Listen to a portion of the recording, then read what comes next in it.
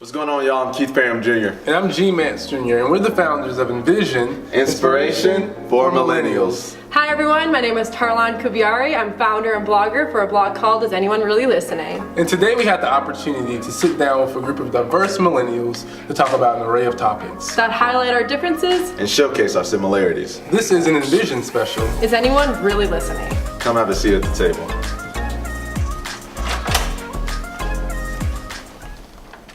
I'm Holly Shields from Kernersville, North Carolina. Keith Parham Jr. from Raleigh, North Carolina. Shuruk Abdallah from Palestine. Samaya Rohr from Charlotte, North Carolina. Justin Morris from Elon, North Carolina. Tamaine Robbins from Bolton, North Carolina. Jaren Jameson from Asheville, North Carolina. Tarlan Kubiari from Michigan. Austin McCraw from Raleigh, North Carolina. Erica Moncrief from Charlotte, North Carolina. Melvin Tate from Raleigh, North Carolina. G. Mance from Gastonia, North Carolina. Carlina Neely from Charlotte, North Carolina. Humayun Ershadi from Tehran, Iran.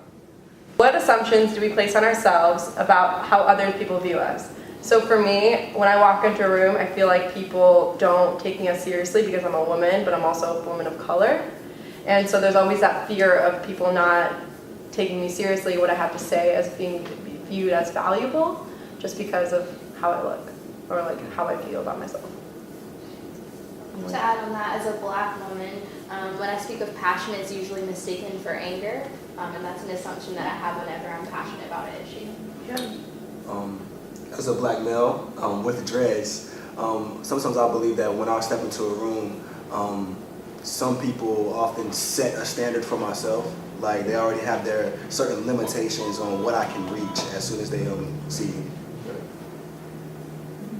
For me, as a white male, and especially with today's society, I feel like, a lot of times when you walk into a room, everybody puts a tag of white privilege on you. Where in reality, no one knows where you're from, what you've been through, and the obstacles you've had to overcome in your life. And you can't really put that on somebody just based on what color of their skin they have.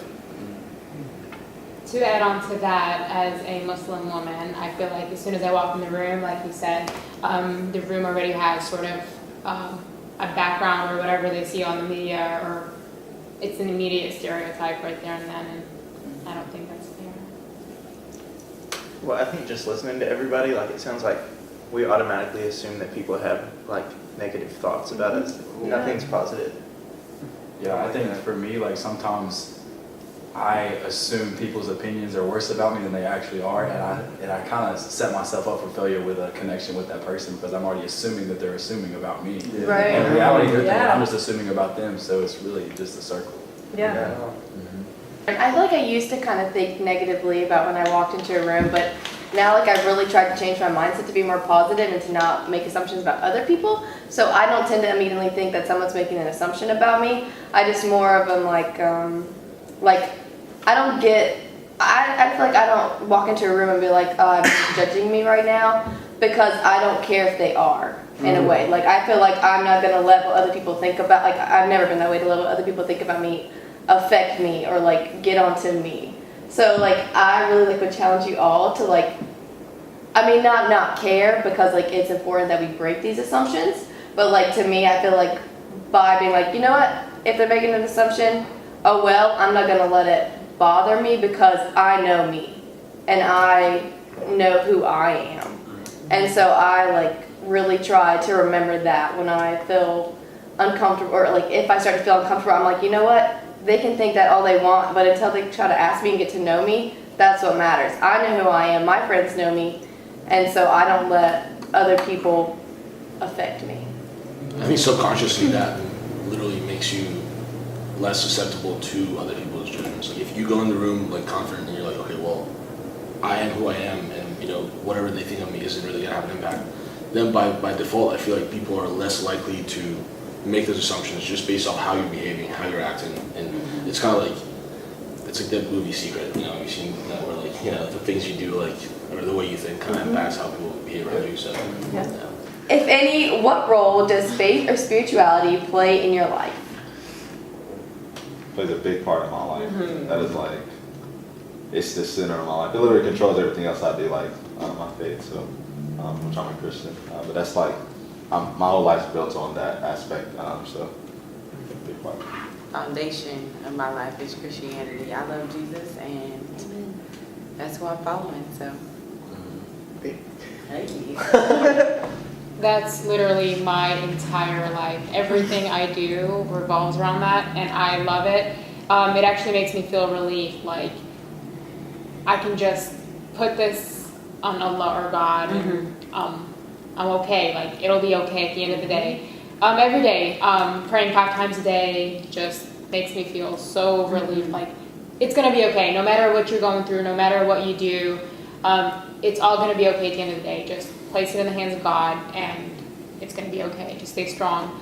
Reading the Quran helps in a great way. It's I can't even describe it, and I love it. And I always tell my Muslim friends that have like their religion isn't as strong as mine. I'm always like, you guys, it's such a good feeling. Like, and I'm sure you guys feel the same way about Christianity or whatever religion or faith you believe in, and it's such a really good feeling. It's seriously my happiness. Like if there's one word I can describe it, it would definitely be my happiness. I always find like my answers in Christ. Like a thing that I encounter a lot is because I'm involved a lot. People say, how do you handle this? Like it makes no sense. 18 credit hours involved like 4 groups. How do you do it? And my immediate answer is through God. Like he literally strengthens me to do it. It makes no sense. His grace is over my life to do it. He equips me with everything I need to do it. And people always expect a practical answer first, but that's first and foremost. Like it's at the core of my being. It's never gonna change. It fuels my life, and it helps me be passionate about things that are much broader than the faith. And I think it fuels my lifestyle and how I interact with others and how I plan to be a better person continually. It's me. I can't separate the two, essentially. For me, I think that, well, like everybody says, I think like if you're really like strong in your faith, and that's gonna like kind of like be the like deciding factor for your entire life. But for me, I think Jesus changes everything. And he's like made me new, not better. And so I think I can like have comfort in that, because like my past or my brokenness, like that does not matter, because like I'm found in Jesus. And I think that's just like a relief and just such peace through Jesus for me and my faith. Talk about it. You are. I think our age has a lot to do with like how people perceive us as well. Yeah. Because when I walk into a room, sometimes I walk into a room with a lot of like older people. And when I walk into a room, a lot of older people, they already are kind of like set in their ways. So when you try to like let them know things, or you try to like show them your knowledge or your expertise or certain things, people don't tend to take you seriously. So I feel like that's something I kind of deal with. Yeah, there's a lot of 40-year-old children. For real, dude. And like and right now, like the older people are the ones that are a whole lot less open-minded too. Yeah. The older generation. So. That's really interesting. Yeah. Back in my day. If there was one thing I could change about my community, and in community in a sense, I mean the people that I interact with daily, I would say their ambition and their will to defy the odds. I feel like a lot of times, like from the previous question, we were talking about society and how they press these preconceptions on them. I feel like they're afraid to go and create their own path to do something, because they're like, no, nobody else has done this, or I don't know how to do this, I don't know how to start this. But they're not really thinking about what they can do, and they're not really honing in and realizing or being cognizant of their abilities. I mean, we're in college now, we all have the resources to succeed and create our own path and be who we want to be and all we want to be, but they're just so stuck in what they can't do rather than what they can. So that was one thing I would see I'll change, is their ambition and their will to defy the odds. That's good. Yeah. One thing that I would change, I'm going to talk about within the Black community, is this perception that if you're African American and you're not stereotypical, then they think that you're better than them. That is something that I've encountered like my entire life. If I don't act in a stereotypical way, if I don't speak in a stereotypical way, then my other African American counterparts think that I think I'm better than them, or they feel like I have this air about myself, which I don't. That's just who I am. I think it's the same thing too with like whether Muslim, Christian, or anybody. I think too when they look at you like that, they're like, oh, you're Christian, or oh, you're a Muslim. Like I think that's a preconceived thing too. Like oh, you don't talk like a Christian. Oh, you don't, and they put religion on it, and it's not really Christianity. And I think people judge people, and they don't even know what they're judging. Just like with you, like if I was to judge you for being a Muslim, I don't know hardly anything about Muslims. So how can I judge you about it? And I think so many people judge people off of ignorance, and then people believe it. Yeah. And the majority of the people that do judge Muslims haven't done their research. Right. It's Exactly. just they follow whatever they see on the media or whatever the media portrays. Or what they heard from ignorance Or of other whatever people. it is. Yeah, 100%. As people, in general, we're all different. What do you think our common denominator is? What do we all share that's alike? A heart. I was just about to say Me too, I was about to say that. See? My common denominator. Yeah. I think it's our ability to empathize with one another. I think that to some degree, whether no matter where you come from, who you are, where you lie on the socioeconomic spectrum, you have an ability to sit and be like, I connect with you in some way, or I can empathize with you in some other way. I think we all want to be loved for who we are, not who we pretend to be. Yeah. I like that. I think sometimes we pretend to be something so we can be loved, but truly everybody wants to be loved for who they truly are. But at the same time, society tells us fake it till you make it. Yeah. Yeah. Right. Because a lot of people might not even know who they truly Exactly. are. That's what I'm saying. Yeah. What is the biggest takeaway from this discussion? What y'all got? That's the question. The biggest takeaway.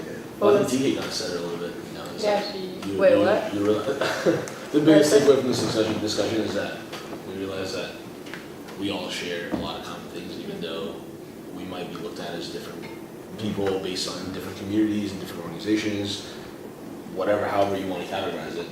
Going off of that, I think something I've really taken away is how we don't incorporate time into our daily lives to do things like this. We're so busy and we don't, I almost didn't come to this as I'm too busy, but you have to make time sometimes for these sorts of things. And I think we don't have those deep, meaningful conversations enough. We're so busy and caught up in what we're doing, we don't even care to get to know the people around us that we see daily or that we just interact with on a deeper level. And I think a lot of things could improve if we took the time to, it doesn't have to be 2 hours, it could be a 10-minute conversation. Right. To not, because I think we say, how are you in passing, and we don't even want to know the answer. It's just a greeting, kind of hello. Maybe if we want to know how people are doing really, to share ourselves and be vulnerable with others, I think we need to do more of that and stop being so busy and making excuses to not do those things. Yeah. I think that's really powerful. I think that goes back to even just kind of the guidelines to the discussion was, listen to understand, not to respond. Yeah. And I think too many times that people only listen in order to give a response. They don't really care what people think. They don't really care if it impacts their day whatsoever. They just want to get through that particular second, that moment, and move on with their life because they're not going to remember it. Yeah. So I think it's important to listen, to understand, and to accept, respect, and treat everybody as one. Yeah, I think with all of us having, being so similar in so many ways while being, we're still different, we can definitely be the change that we want to see. All of us know that we want change within our society with everything that we talked about. So a big takeaway is that we can be that change. It can start here, honestly. On April the 4th, 1968, at the Lorraine Motel in Memphis, Tennessee, one of our beloved leaders, Dr. Martin Luther King, was killed. Today, April the 4th, 2018, on the 50th anniversary, we sit here together.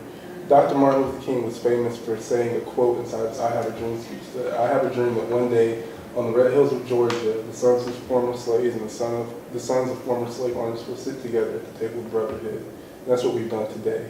And I think that is powerful in and of itself. Yeah, I have goosebumps.